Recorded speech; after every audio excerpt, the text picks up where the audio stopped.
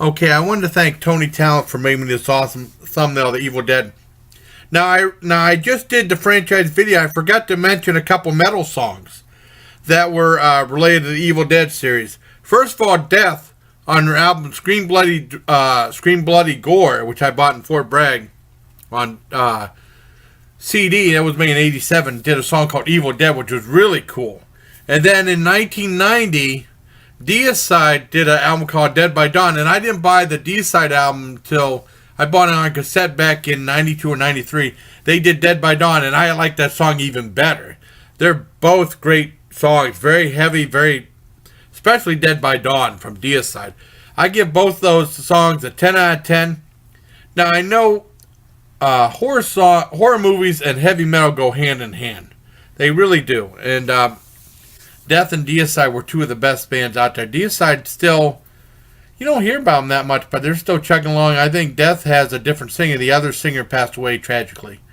I don't know if Death is still doing new albums or not. I'd have to look. I haven't looked in a while, but those are two really cool songs. You can find them on YouTube. Evil Dead by Death from Scream Bloody Gore and Dead by Dawn from Deicide off their self-proclaimed, self-titled album Deicide.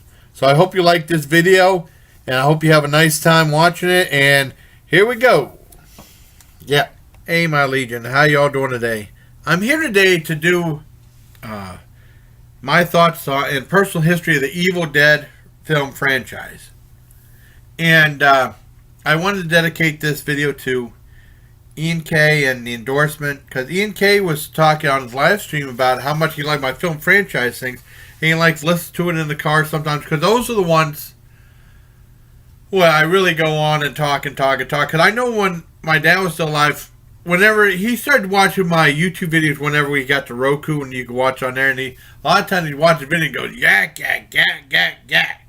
Just eat the food and say if it's good or not, and that'd be the end of the video. Don't talk so much. And make it only like a minute long. It's like, well, I do that on a few videos, but I usually do talk. And, they usually tend to be like a half hour long and stuff. And also the endorsement who said, like, he goes on runs. He does, he said that he puts them on during his runs and cardio sometimes, and it makes the time fly by. But that means a lot to me. They put a hashtag 1980s, because a lot of these are 1980s movies. Even though The Evil Dead goes to the 90s and into the new century.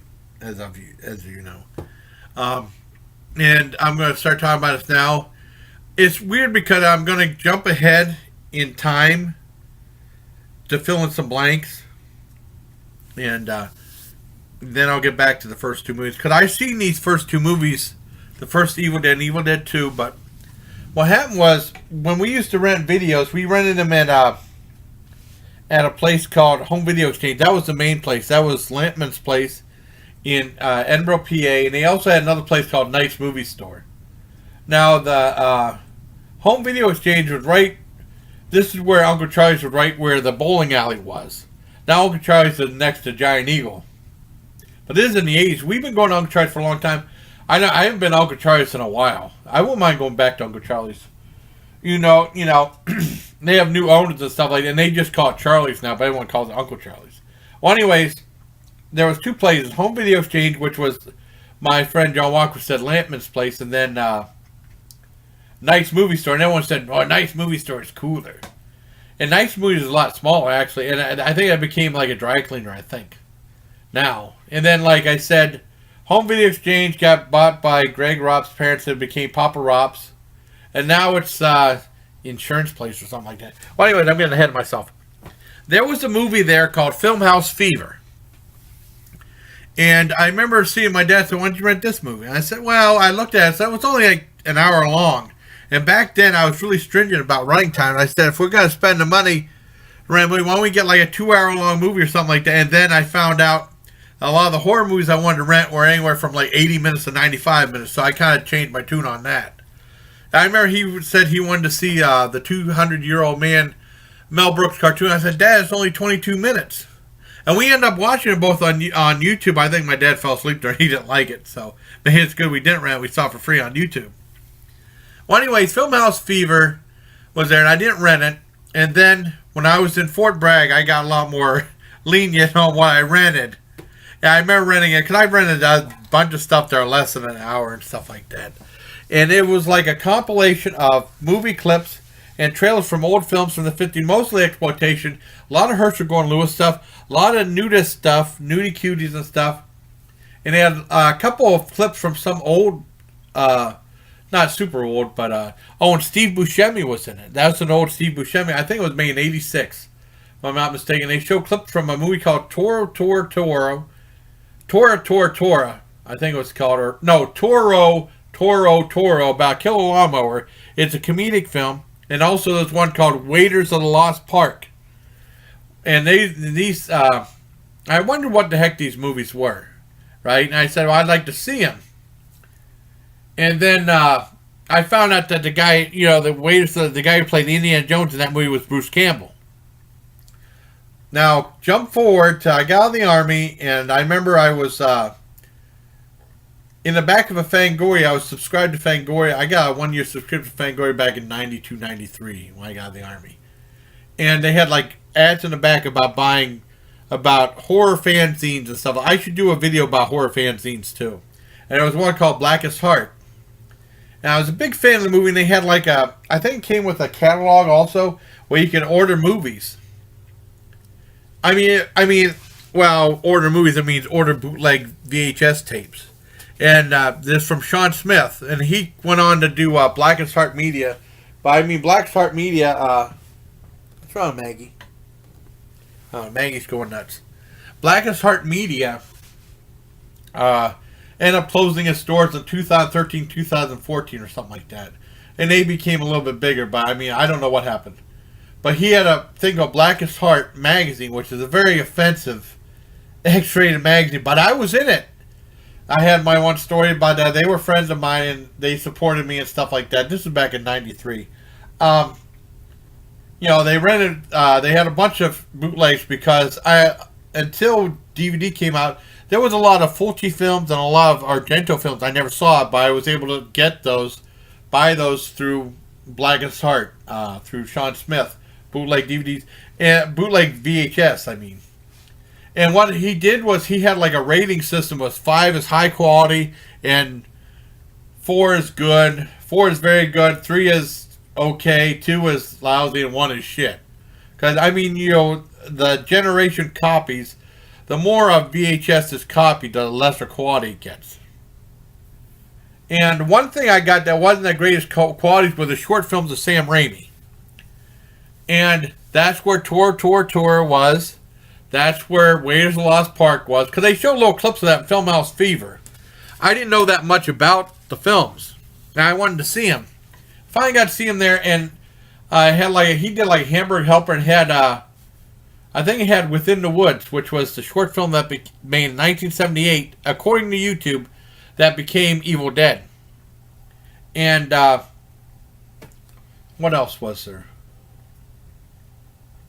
It also showed that Sam Raimi was a huge Three Stooges fan.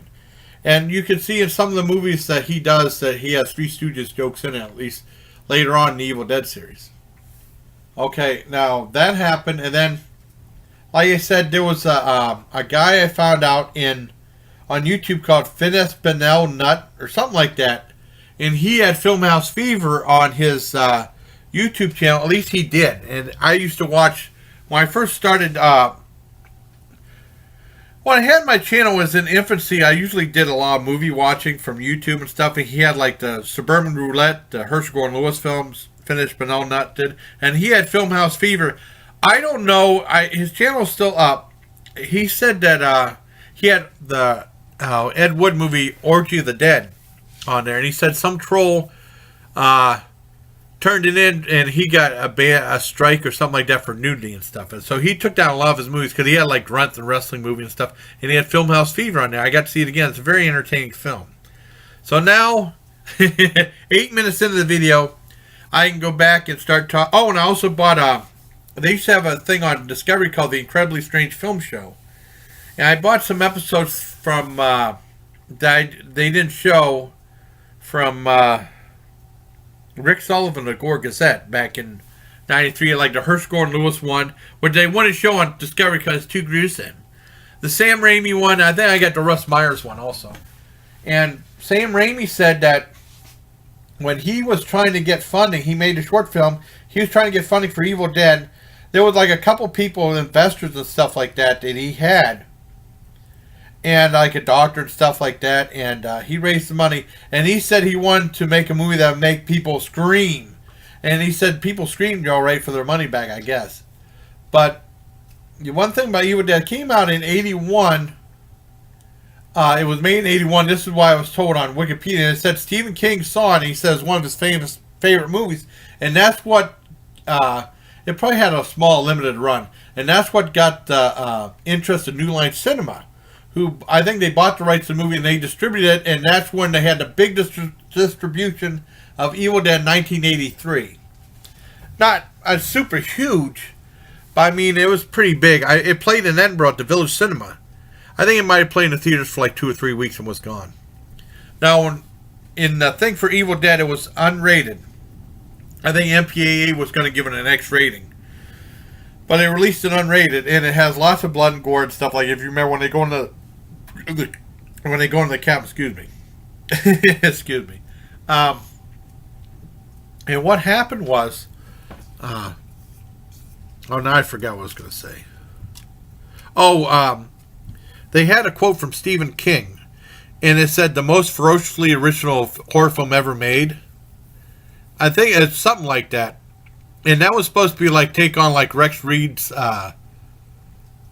comment or review of Texas Chainsaw Massacre, saying the most terrifying movie I've ever seen, or something like that. Or the most terrifying movie ever made. Something like that. And, I think that Stephen King was trying to get on like that thing. And like I said, it got the curiosity, New Line Cinema, and they distributed it back in 1983. It played in Edinburgh. I think it played in Edinburgh for 1 or 2 weeks and was gone. I remember seeing it reviewed on Siskel and Ebert at the movies. This is after they left sneak previews and they had to show at the movies. I think it was just called At the Movies, Siskel and Ebert. And they showed like a little clip towards the end of the show, Evil Dead. Here's the review of this movie, Evil Dead. They showed a clip. It's Bruce Campbell. And they had like that one pipe that's all screwed up looking. He's like looking like this. He's already covered in blood. The pipe bursts. He gets blood all over the face. And then they had a really cool shot of a light bulb filling up with blood. And then like blood coming out of the outlets. And then Gene Siskel said, sorry for all the blood. And then they reviewed the movie. They both didn't like the movie, but Roger Ebert said, well, they don't waste any time. They cut right to the chase and show you and get right into the story. No plot or story or nothing like that, which is a lie because there's lots of story in it. They didn't like it. However, Roger Ebert became a big fan of Evil Dead 2. And he said that Evil Dead 2 not to be confused with Evil Dead 1, even though they're both cool movies. Now, when Evil Dead 1 came out, I think my friend John Walkowitz went to see it, and he said it was a great movie. It was an awesome movie. He said the first 10, 15 minutes sucked. He said he thought it was going to be a terrible movie. And then it got word of mouth around the school, and people were saying it's really, really, really scary. Really scary. And I wanted to see the movie for a long time. I know my friend Robinson's had a friend that came over, and he had a bunch of movies on. And they said they would watch some. I went over to his place, and I remember watching The Thing and Porky's and Blues Brothers. Now, his mother didn't want them watching Evil Dead at all. And we started watching like 10, 15 minutes, and mother said, turn that off. Like my mom. I was forbidden to watch a lot of horror films. She said, you're not allowed to see that. I don't want you seeing that, Teddy. Like that, really, I don't know, nuts. And, you watch the first 15, 20 minutes, and then she told us to turn us off. And said, Mom, it's just getting good. Don't turn it off if you're not watching that movie. So we never got to see it. And then later on, it was released on Thorn EMI. This was back in the 80s. And later on, we ended up renting it. And I was the only one who saw it. And it was really, I thought I was really scared at the time. I was really excited to see it. And I loved the film. I didn't want to give away a lot of the story and stuff like that. And it's mostly serious. At least I thought it was. Even though later on, the Evil Dead series went to comedy. Now, when I was in the Army, I told these two guys, if you want to in AIT, some of the guys, I don't know, they thought it was bullshit or something like that. Two great movies to see is Blood-Sucking Freaks from Troma, and they just laughed. They said, that's not a real movie. Yes, it is. And also Evil Dead. They said, those aren't real movies. I said, yes, they are. And they end up renting Evil Dead. In a way, I'm kind of glad they didn't rent Blood-Sucking Freaks until they watched it in a break room in front of everybody. The place was packed. Most of the guys were having a good time with the movie. One guy was laughing. And then Schartagger, the guy who always wants to be a jerk, had his blanket and his pillow out, and he pretended he was sleeping. And then when the movie's over, boy, that's the best sleep I ever got in my life, just to try to bug me, because that guy was a jerk. And this other guy was saying, boy, that movie is just about as good as Attack of Kill Tomatoes, and he was a jerk too. But most of the other guys said, boy, that's a lot better than I thought it was. I thought it was going to be an awful movie. And in a way, I'm kind of glad they get Blood-Sucking Freaks, so they probably end up hating that one. I was a big fan of Evil Dead. I love that movie. I give a full-on 10 out of 10. Now, a few years later, man, what's wrong? It's real windy out, but it's calmed down. It's no thunder out now. Last time it was thunder, it was trees freaking out. Now, the next one, Evil Dead 2, they got more. Once again, it came out with very little fanfare. I don't remember seeing any commercials, or maybe I did. I don't remember. Of Evil Dead 2, and it was released through Dino De Laurentiis. It was like Rosebud releasing or something like that, where he actually gave Sam Raimi like $3 to $4 million to make a movie. And Evil Dead 2 is a much more. Some people say in that one review book it says more of a remake than a sequel, but I think it's it's more polished, more humor in it. Because the first one is more seriously, it's very bloody still. But there was more humor, like when he cuts off his hand gives him the finger, and the hand was in a bucket, hand on the ground. He puts a bucket on it, he puts all these books on there, and the top book was A Farewell to Arms. Great joke.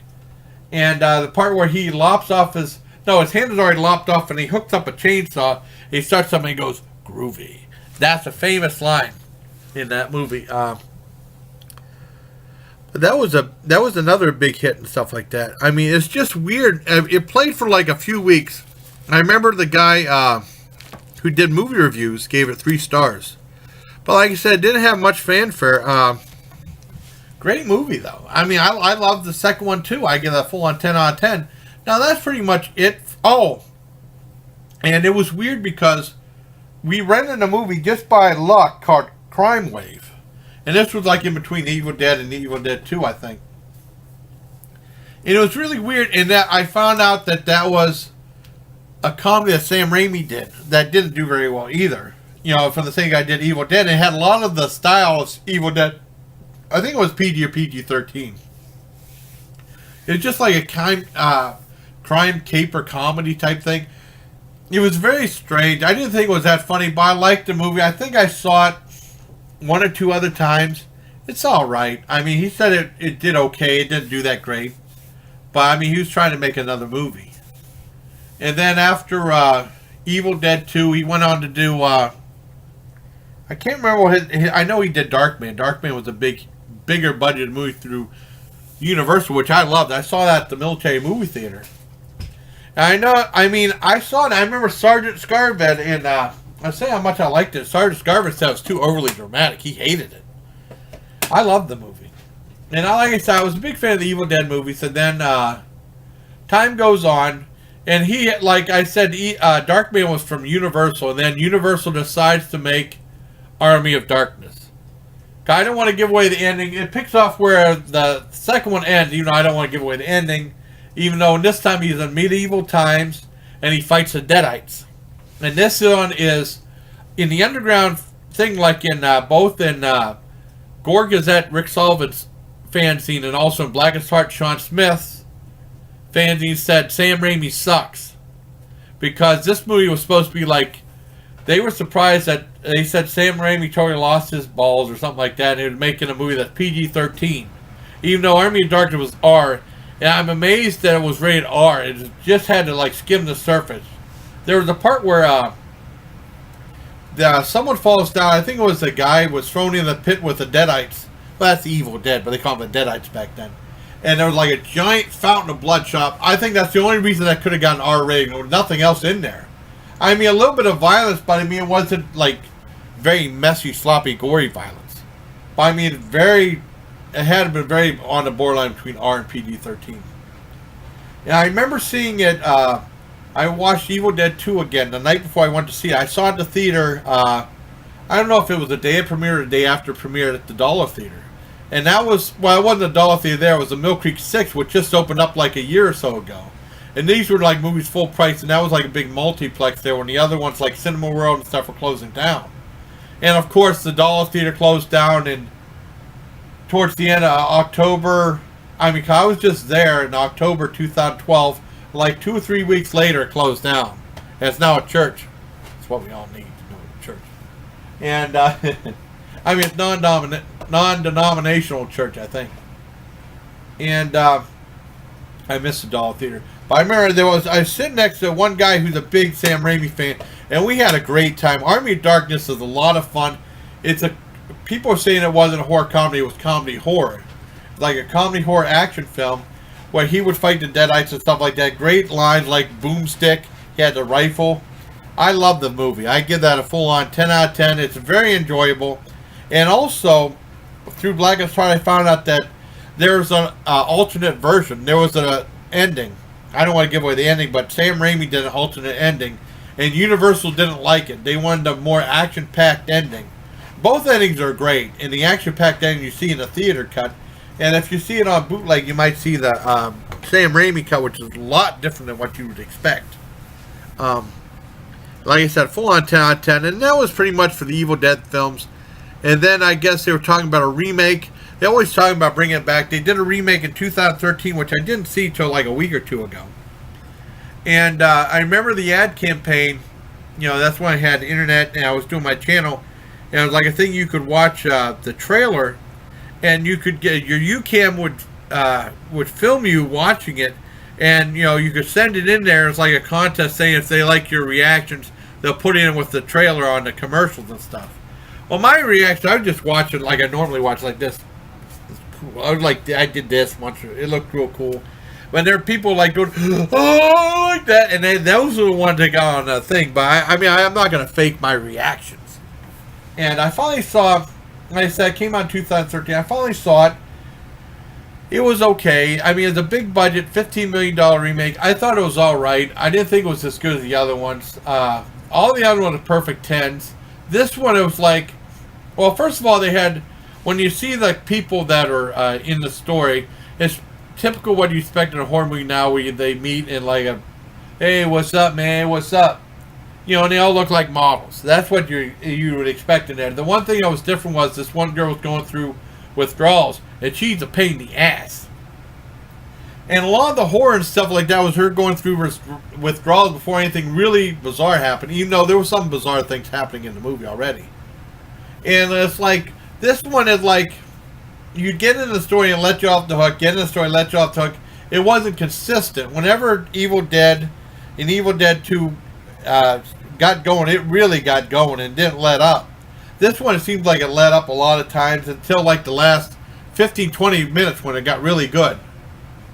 And I don't want to give anything away. There was one part like that. There was one really part that a knife along a knee. That's what I'm going to say. That looked really painful. And the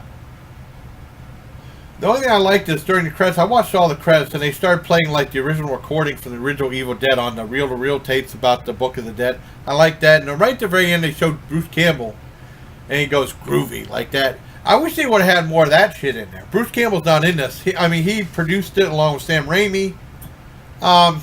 It's all right. I love the last 20 minutes. I wish the rest of the last 20 minutes were like the rest of the movie. I give it a 7 out of 10. It was all right. I mean, it's not... It's like a one-watch movie. I'd only watch it like one time. I have no desire to see it again. Where like Army of Darkness, Evil Dead, Evil Dead 2, you want to watch it a bunch of times because they're awesome. Now, Stars did...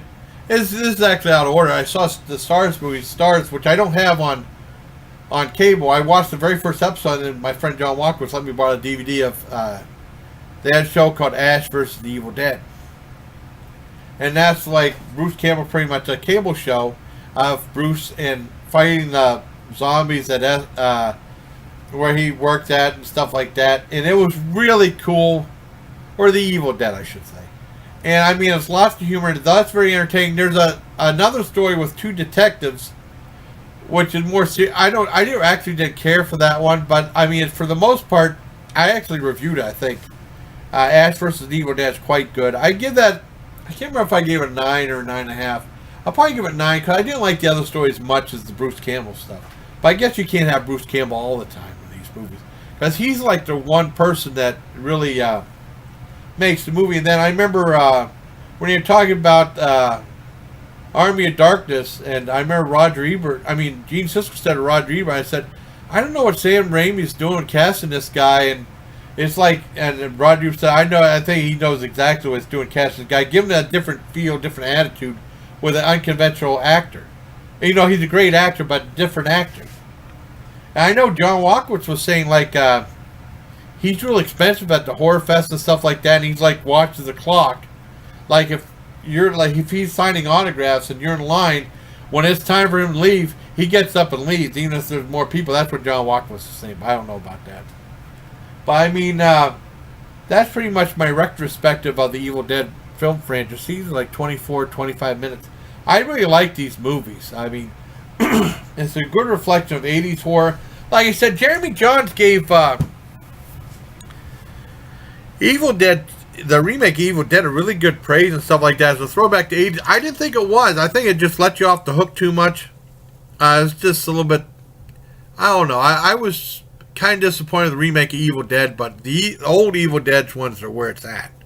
I mean, I saw the trailer with Heather.